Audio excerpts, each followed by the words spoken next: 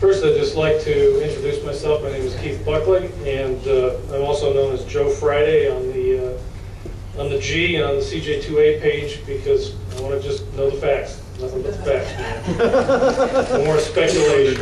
I don't want to have to do a Mythbusters episode here.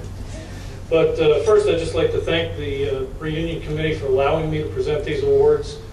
I feel they're very important, and they go to people that really significantly support the hobby. And I see many people in this room that deserve one, but they limit them to 3 awards a year to make sure they're special. And I put together a couple of slides here just to make certain that you're aware that these really are bricks from the plant.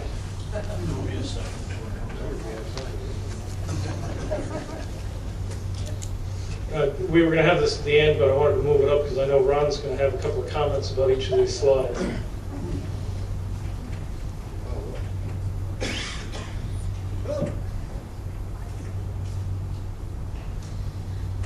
Those colors show the war production.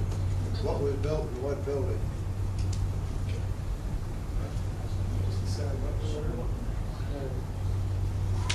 This particular drawing actually shows the various buildings, and as Ron said, they're not only color-coded, but the slashes, the diagonal lines, designate buildings that were actually controlled by the military, by the government. They weren't controlled by Willys.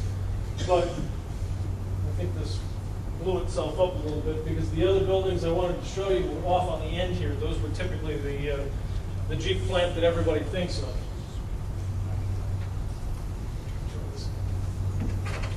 Now, if I'm not mistaken, Ron, this is the Jeep House Museum. Yeah. This picture was taken roughly 2001, I think. Could be anywhere. Was it still standing in 2001? Yeah, it went down in, after 2. Okay. Now, you saw some pictures of the modern plant. For those of you that hadn't been to the Parkway plant, there was always a prominent Jeep sign on the side of the building.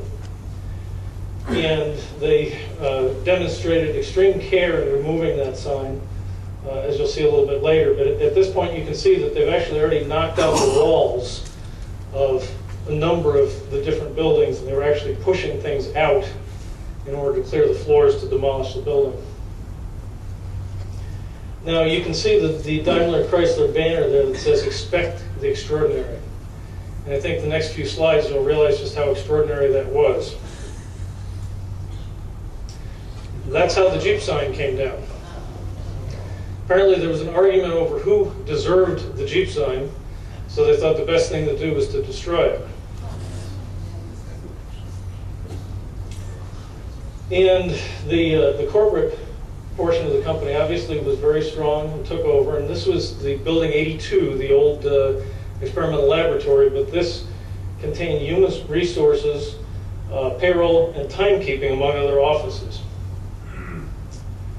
And the care with which the documents were handled was demonstrated with the fact that the parking lot was littered with UAW timekeeping records, including lifetime earnings and Social Security numbers. And this I actually sent into the CJ3B page because I thought it was kind of unique. I didn't believe it when somebody told me that everything was pushed out of the building until I saw manual pages flowing across the parking lot. Now, Jim Marski and I had to pose to shed a tear over the destruction of Building 82. Very sentimental moment. As you can tell, that was a while ago.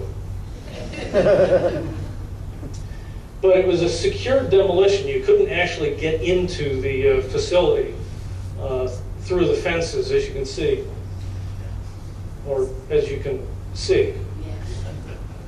So you couldn't actually tell that there were items like the dynamometer still sitting in the corner of the test lab when the buildings came down.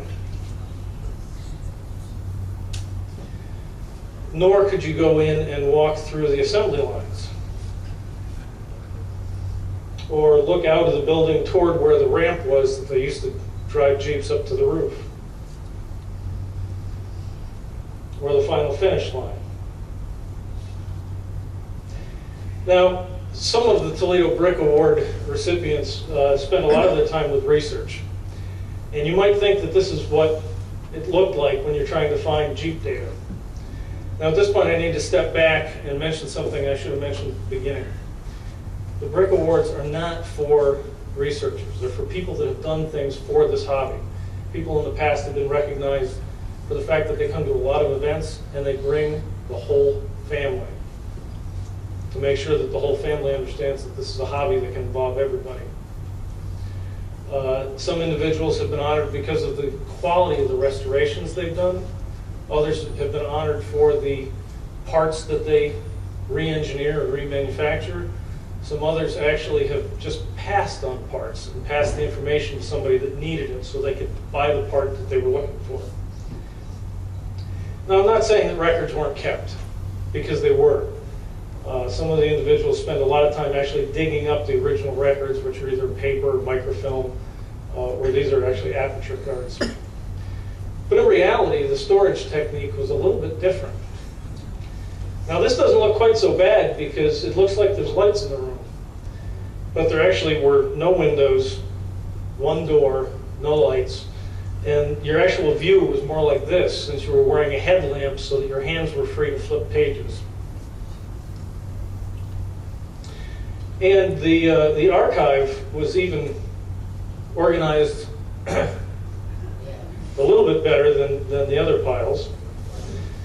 But the bottom line here is the data is out there for those people that are interested in as Ron put it last night, there's 3 of you guys that are interested in this and you're all here. Nobody else in the world is. But those of you that might look at the web, you keep hearing about the Nort-Young data for serial numbers.